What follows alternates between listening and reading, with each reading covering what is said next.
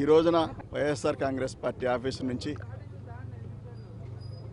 ప్రపంచ మేధావి బిఆర్ అంబేద్కర్ గారి విగ్రహం వరకు బైక్ ర్యాలీ కొనసాగుతూ ఉంది.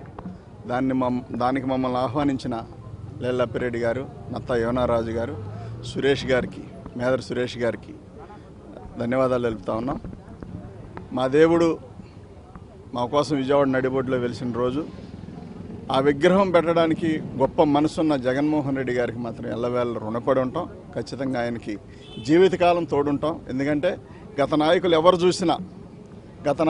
చూసినా అంబేద్కర్ గారి పటాన్ని రాజకీయాలకు వాడారే తప్ప ఏనాడు కూడా మా కోసం వాడలేదు, మా జీవితాల కోసం వాడలేదు.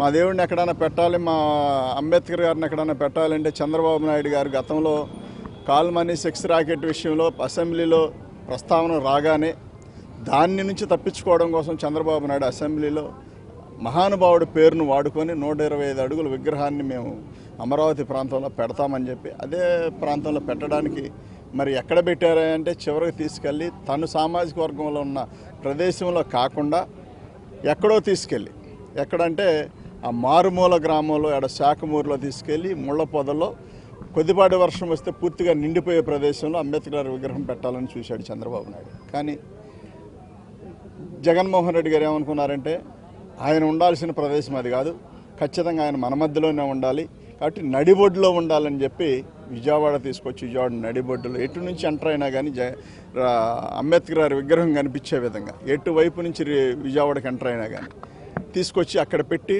వేల కోట్ల రూపాయల స్థలం వాల్యూ, అలానే 500 కోట్ల దాకా ఖర్చు పెట్టి విగ్రహం పెట్టడం అంటే చిన్న విషయం కాదు. దానికి మనసు ఉండాలి. ఖచ్చితంగా ఆ ఇజం కూడా అంటే అంబేద్కర్ గారి ఇజం కూడా మనసులో ఉండాలి. అది లేనప్పుడు ఎంతసేపటికి కూడా అది ఎప్పటికీ జరగదు. కానీ ఆ ఇజం ఉండబట్టే జగన్మోహన్ రెడ్డి గారు ఇంత పెద్ద ఎత్తున ప్రపంచం మొత్తం తలెత్తి చూసేలాగా ఇవాళ ఆ విగ్రహం పెట్టడం జరుగుతూ ఉంది. ప్రపంచంలో అతి ఎత్తైన విగ్రహం ఏదైనా ఉందంటే అంబేద్కర్ గారి విగ్రహమే. కాబట్టి ఆ మహానుభావుడి విగ్రహం మరి విజయవాడ నడిబొడ్డులో పెట్టడం మేము చాలా సంతోషంగా ఫీల్ అవుతా ఉన్నాం. ఎందుకుగాను జగన్మోహన్ రెడ్డి గారికి ఇంత పండగ, మాకు మంచి పండగ, రేపు శుక్రవారం 19వ తారీఖు మంచి పండగనిచ్చారు. ఆ పండగ ఇచ్చిన సందర్భంగా ఎల్లవేళ మా ఎస్సీలు, బీసీలు, మైనార్టీలు, అన్నగారిన ప్రతి పేదవాడు కూడా జగన్మోహన్ రెడ్డి గారితో ఉంటామని చెప్పి తెలియజేస్తూ ఈ మంచి అవకాశం మాకు ఒక పండుగ రోజు కల్పించినందుకు మరొకసారి జగన్మోహన్ రెడ్డి గారికి ధన్యవాదాలు చెప్తూ, ఎక్కడైతే అణచివేతకు గురయ్యారో, ఏ ప్రాంతంలోనైతే అంబేద్కర్ గారు అణచివేతకు గురయ్యారో ఆ ప్రాంతంలోనే జువ్వెత్తున ఆకాశానికి ఎగిరిన మహానుభావుడు, రాజ్యాంగం రాసి ప్రజలను మన్నన పొంది అదేవిధంగా ఎక్కడైతే కాదు కూడదన్నారో అదే ప్రాంతంలో ఇవాళ ఆయన నిలబెట్టారంటే ఖచ్చితంగా అది జగన్మోహన్ రెడ్డి గారు తీసుకున్న గొప్పతనమే తప్ప మరొకటి కాదు.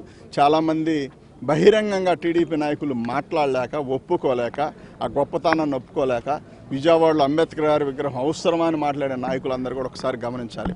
రేపు పొద్దున ఏ మొహం పెట్టుకొని ఎస్సీలు, బీసీలు, మైనార్టీలు, ఎస్టీల ఓట్లు మీరు అడుగుతారో మీరు చెప్పాల్సిన అవసరం ఉంది.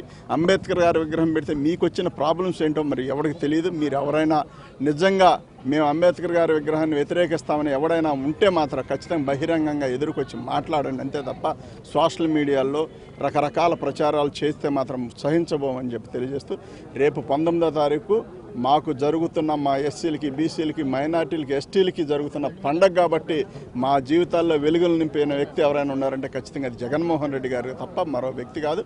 దయచేసి అర్థం చేసుకోవాల్సిందిగా కోరుకుంటూ, మీకు చేతనైతే మహానుభావుడికి నివాళులు అర్పించాలి తప్ప ఎక్కడా కూడా ఏది కామెంట్ చేసినా ఊరుకోమని చెప్పి తెలియజేస్తూ, ఈ చక్కటి అవకాశం కల్పించిన మరి మా అన్న లేల్లప్పిరెడ్డి గారికి, అదేవిధంగా నత్తా యోనారాజు అన్నకి, మరి మేదర్ సురేష్ తమ్ముడికి కూడా ధన్యవాదాలు తెలుపుతూ సెలవు తీసుకుంటాను. Thank you.